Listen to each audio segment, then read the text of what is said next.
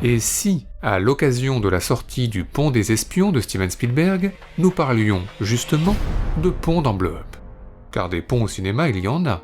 Des ponts qui ouvrent un film dans Paranoid Park, ou des ponts qui le clôturent dans Entretien avec un vampire, des ponts en prise de vue réelle dans Blowout, ou des ponts en animation dans Le Voyage de Chihiro, des ponts très grands dans Mission Impossible 3, ou des ponts plus petits dans Antichrist, des ponts en un bloc dans Lady Killers, ou des ponts à bascule dans les Blues Brothers, des ponts en bois a priori solides dans L'Homme qui voulut être roi, et des ponts en bois à coup sûr moins solides dans Indiana Jones et le Temple maudit, des ponts à Saint-Pétersbourg dans Octobre, à Prague dans Kafka, à Istanbul dans Crossing the Bridge, ou à Tokyo dans Voyage à Tokyo, le pont Saint-Ange dans Le Conformiste, le Tower Bridge dans Frenzy, le pont Bir Hakeim dans Le Dernier Tango à Paris, le Golden Gate dans Vertigo, ou le Manhattan Bridge dans Il était une fois en Amérique, des ponts que l'on parcourt à pied dans Stand By Me, à vélo dans Steak, à cheval dans Walking Dead, en voiture dans French Connection, à moto dans Easy Rider, ou en tondeuse à gazon dans Une histoire vraie. Bref, des ponts au cinéma, en veux-tu en voilà, de quoi, bien évidemment, faire un petit point sur la question. Alors, pour commencer, le pont est très souvent synonyme de frontière au sens propre tout d'abord, par exemple dans la série The Bridge, et son pont joignant le Danemark et la Suède, sur lequel est découvert un cadavre. Mais le pont peut surtout signifier le passage de frontières symboliques, comme dans le Nosferatu de Murnau, où l'on pénètre dans le monde des morts en un passage de pont et un célèbre carton, tout comme dans le Délivrance de John Borman, où l'on bascule dans le cauchemar en passant sous un pont. Le pont signifie donc souvent l'entre-deux, et donc le moment de bascule. Dans L'Exorciste, c'est sur un pont que Ellen Burstyn rencontre le père Karras et s'apprête à céder à l'irrationnel pour tenter de guérir sa fille. Chris McNeil. Please go away. I'm Father Karras. Dans Les Incorruptibles, c'est aussi sur un pont que Kevin Costner rencontre Sean Connery et s'apprête à laisser de côté ses idéaux pour adopter certaines méthodes plus illégales. Now, what do you think you're doing? Ou encore dans le 2 de Claude Zidi, c'est avec ce plan sur un pont que l'on comprend que la passion de Gérard Depardieu pour Marouchka Detmers va bientôt changer de nature et pas forcément en bien. Mais quoi d'autre?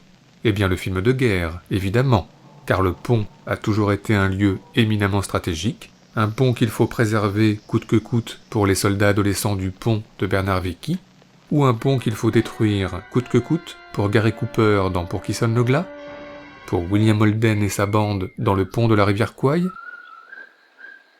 ou encore pour Clint Eastwood et Eli Wallach dans Le bon, la brute et le truand.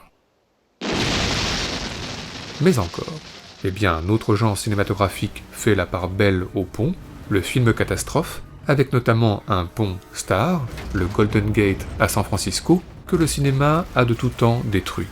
Il y a la catastrophe naturelle, comme le tremblement de terre dans San Andreas, mais il y a surtout les attaques de monstres divers et variés, une pieuvre hier dans It Came From Beneath the Sea, un requin aujourd'hui dans Mega Shark vs Giant Octopus, sans oublier les singes, nombreux, dans La planète des singes les origines, ou encore un Godzilla dans le Godzilla version 2014, avec toujours sur le Golden Gate un car scolaire en danger, dans Godzilla donc, mais aussi dans Terminator Genesis,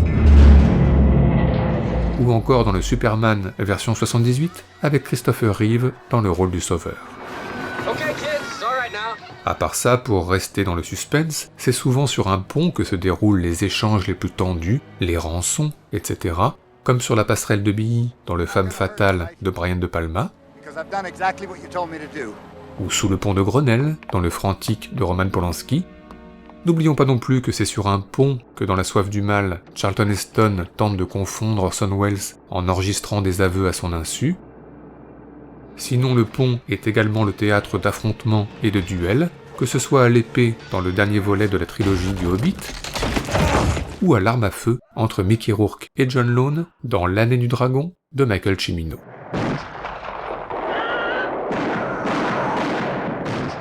Enfin, terminons ce tour d'horizon sur une note un peu moins anxiogène, car heureusement, le pont est aussi le théâtre de rencontres amoureuses. C'est sur un pont que Koji Yakusho croise pour la première fois Misa Shimizu dans de l'eau tiède sous un pont rouge de Shohei Imamura.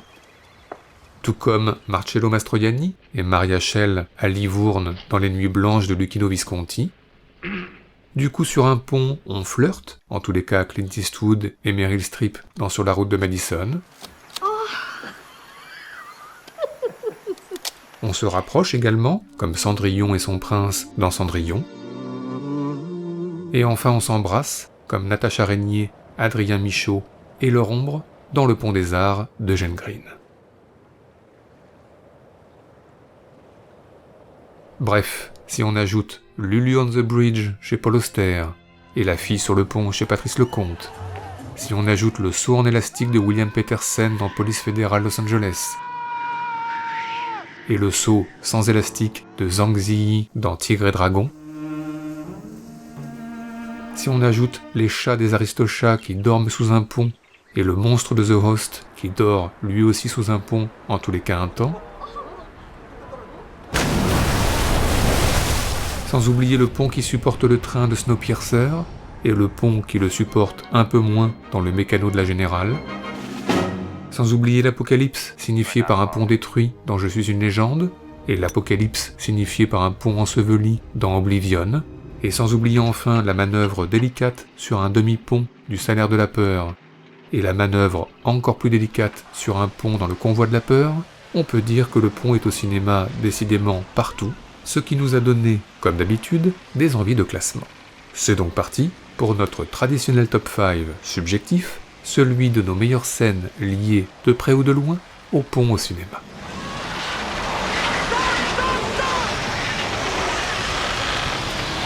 Notre numéro 5, on chante beaucoup autour des ponts au cinéma. Par exemple Fred Astaire dans Funny Face,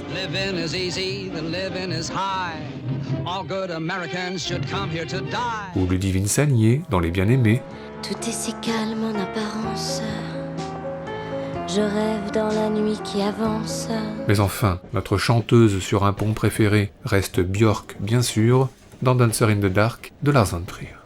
I've seen it all. I have seen the trees. I have seen the willow leaves dancing in the breeze. I've seen a man killed by his best friend and lives that were over before they were spent. I've seen what I was and I know what I'll be. I've seen it all.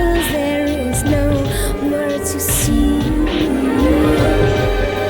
Just some down to Monday, and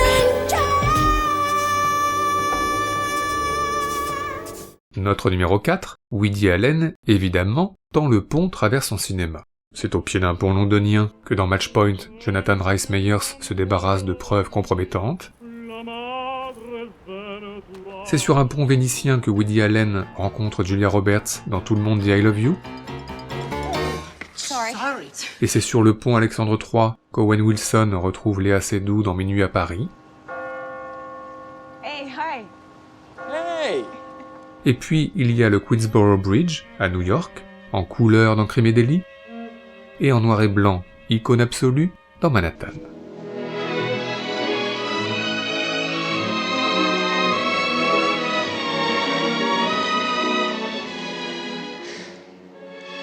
Isn't it beautiful out? Yeah, it's really so pretty when the light starts to come up. Oh, I know. I love it.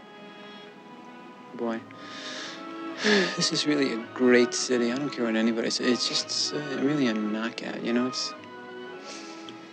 Ouais. Notre numéro 3 concerne Léos Carax et le Pont Neuf. Le cinéaste y a tourné un film entier, controversé, Les Amants du Pont Neuf, bien sûr. Il a également filmé, plus récemment, le Pont Neuf à l'arrière-plan, dans cette séquence clé sur les toits de la Samaritaine Dolly Motors. Mais n'oublions pas que dans Boy Meets Girl, son premier long-métrage, Léos Carax filmait déjà une jolie séquence musicale sur le Pont Neuf, avec la complicité de Denis Lavant et de David Bowie. Baby, I'll slay a dragon for you. or banish wicked giants from the land. But you will find that nothing in my dream can hurt you. We will only love each other as forever when I live my dream.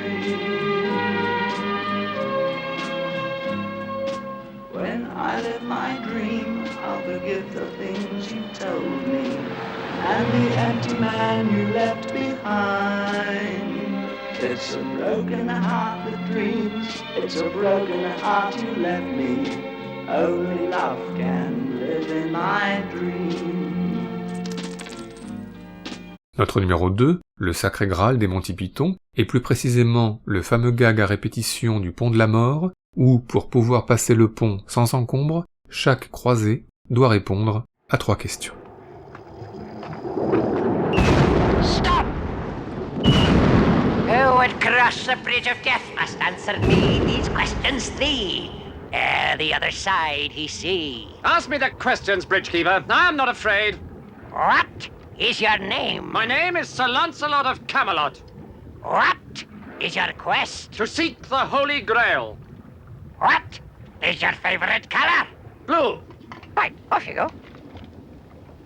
Oh, thank you. Thank you very much. That's easy! Stop! Who approaches the bridge of death must answer me these questions 3. The other side he see. Ask me the questions, Bridgekeeper. I'm not afraid. What is your name? Sir Robin of Camelot. What is your quest? To seek the Holy Grail. What is the capital of Assyria? I don't know that.